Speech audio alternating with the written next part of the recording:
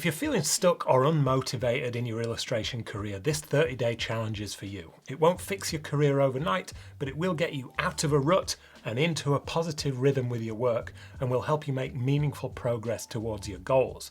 I'm James, I help illustrators build their careers, and part of that is learning how to handle the bad days, and I've had plenty of those. So let's snap out of it and turn that frown upside down. Part 1. Refresh your portfolio. There could be lots of reasons you're not getting hired, and I'm sure you can think of a few. AI, politics, the economy, but you can't control any of that. So for now, let's assume that the reason we're not getting hired is because our portfolio isn't good enough yet. Whether that's true or not doesn't really matter, but it puts the ball back in our court and it means we can focus on what we can control and forget about all the rest. Because worrying about AI or the economy isn't going to get us closer to our goal. What will get us closer to our goal is making more great work. So on day 1, in a few hours, I want you to plan out 10 personal projects that will help you completely refresh your portfolio. And if we want these personal projects to be the most useful they can be in attracting new clients, we've got to plan them like real projects, present them like real projects, and give them the same effort we'd give to real projects.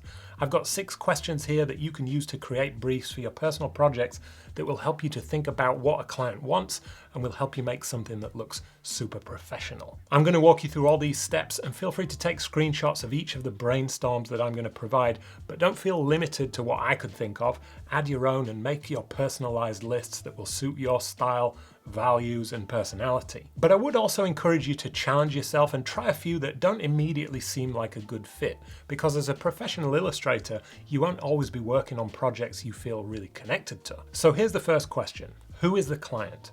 And here's a list of companies and brands or just different types of clients you might want to try. Tying your project to a real brand will help you answer a lot of practical questions, like the kinds of customers they have or color palettes they generally use. It also means you can do real research into these organizations. The next question is, what is it for? Is your illustration advertising a new product or explaining a complicated scientific theory? Maybe it's meant to shock people. Maybe it's giving instructions on how to use or build something. Illustrations always have a job to do. The good thing about personal projects is you can decide what that job is. Question 3 is, what's the subject? This could be literally anything. There's a magazine for everything, there's a brand for everything, there's companies making every product you can imagine. Not all of them will use illustration, but you need to decide what you are illustrating. What's going to be in this picture that you're drawing? Question 4 is an important one. Who is it for? These are your client's customers, and depending on what kind of client you picked, they might not be customers in the traditional sense of the word. They might be readers, or they might be patients if it's a healthcare project. But if we define the type of person this illustrated project is for, we can tailor it to appeal to them very specifically.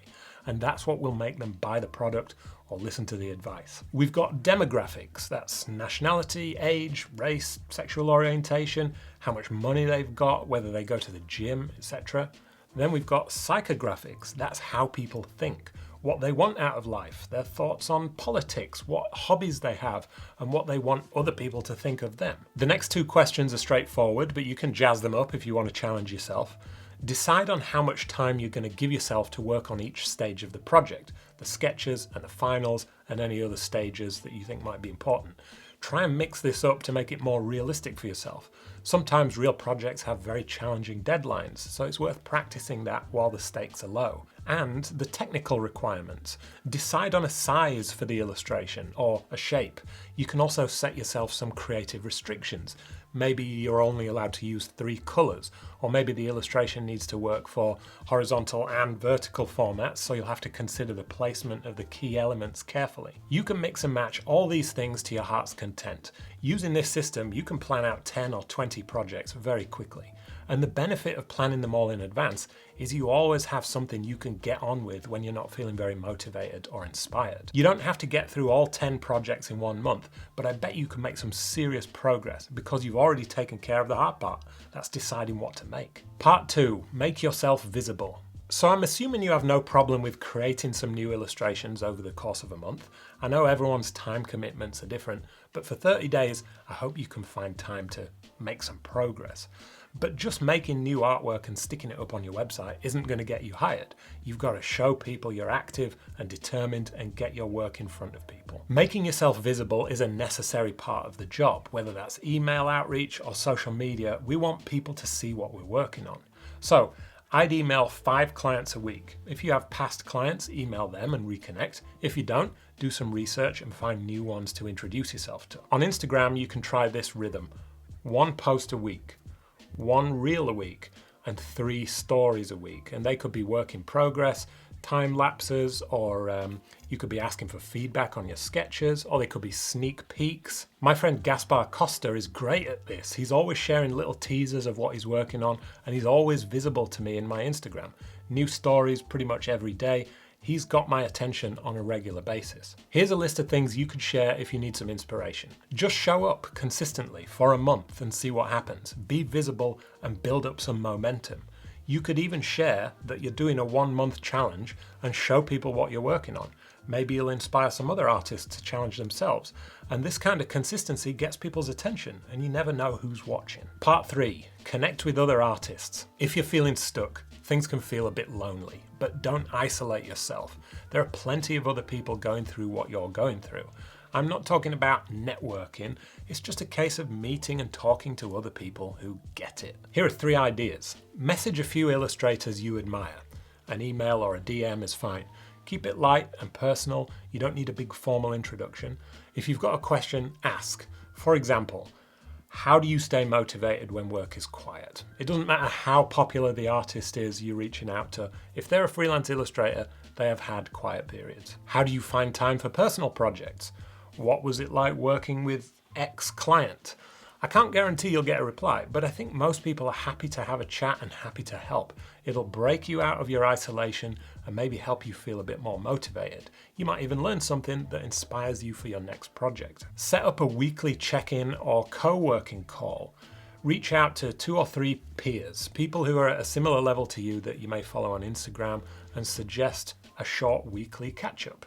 A 30-minute Google Meet or Zoom call to talk shop. Help each other stay motivated, or to give and receive feedback on whatever you're working on. If you need some help and you want to bounce ideas around with people like you, then other people do too. If you can organize a little club like this, you'll all progress faster and keep each other accountable. Or you could join a group that's already doing this stuff, like illustration.community, which is the online community I set up a couple of years ago specifically for new illustrators to connect and get feedback. We have weekly accountability calls, and one of our members recently set up a weekly co-working group where artists meet and chat for 15 minutes. They set their intentions for the session, then they get to work for a couple of hours. They meet up at the end of the session to share what they've achieved, and it's great. It's a really good way to make time for a productive work session with a bit of support and encouragement. There are plenty of other communities for artists too. I would encourage you to try one out and see if it's a good fit. If you're in the UK, check out one of the many illustration meetups that are organised by illustrators and the Association of Illustrators. I've been to a few of those and they're very welcoming. Share encouragement and praise publicly. A great way to make friends on the internet is to give them a shout out or send them some encouragement. You can leave thoughtful comments on their work, you can share something they've made in your stories, and you can help them grow. Praise people's work or enthusiasm or dedication publicly, and do it often because people will love you for it. On the contrary, there's one illustrator who follows me who only ever gets in touch when he disagrees with me. On the one hand, I'm like, yeah, thanks for watching, but on the other hand, it does weigh on my mind when I only ever hear negative things from you. Geez, how hard would it be to balance that out a bit? Praising and appreciating people publicly creates a positive feedback loop. You praise them, they feel positive feelings towards you, you build goodwill and stronger connections, and it doesn't cost anything. Over time, those relationships can become real friendships. Freelancing can be lonely, but it doesn't have to be. You're not the only one trying to figure all this out. When you reach out to someone, you're reminding them that they're not alone. You're not bothering anybody by sending a kind, thoughtful message. So in this 30-day challenge, you're going to DM someone you admire and ask a question. You're going to reach out to a few peers to see if they fancy a chat. You're going to maybe try joining a community with other artists. You can leave a comment on someone's work that will make them smile. And you can invite other people to try this challenge with you. Send them this video if you want. So we've got a lot to do in this 30 days, and that is a good thing. If you can keep yourself busy with positive, productive, and challenging activities, you won't have time to worry about all the stuff that you can't change. You're taking control and making positive strides towards your goal. You'll plan lots of projects, you'll have some great new work to add to your portfolio, you'll get into a rhythm of sharing your work and not overthinking it too much, and you'll connect with other people. Even if you don't do it perfectly, you'll still make great progress in a short amount of time. Pick one project, post one update, and message one artist. That's enough to get you out of a rut.